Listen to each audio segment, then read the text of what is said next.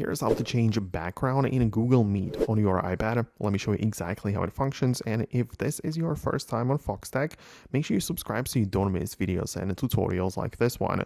So of course, make sure you get started with the Meet app that you are signed in with your account, and then you can join an existing Meet or start your own one. But in either case, you can just click on the new button, perhaps click on create a link like so, and you can just join it right away. But the point is that once you are inside, in order to change the background, you have to click on your preview page, right? So you can see like your viewfinder for yourself in at the bottom right corner for the camera, and you can click on it to make the changes or options appear. Not actually just on yourself, but on the bottom below with the like person icon.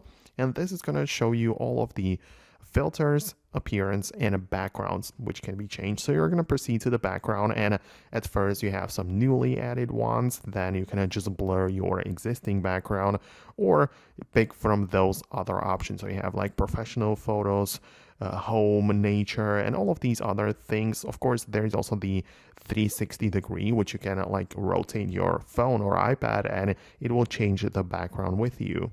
So of course, as you can tell, plenty of ways how you can change and like select the background. And also next to the blur options, you can click the plus button and literally upload your custom background from the gallery. So if that's the thing you wanted to do, have something very specific, then it's going to get the job done. So of course, it will like keep your face in the frame and only switch the background. And it works well for data tracking. So let me know in the comments below if you managed to find it on your iPad as well. Thanks a lot for watching, and I'll talk to you later in the next tutorials as well.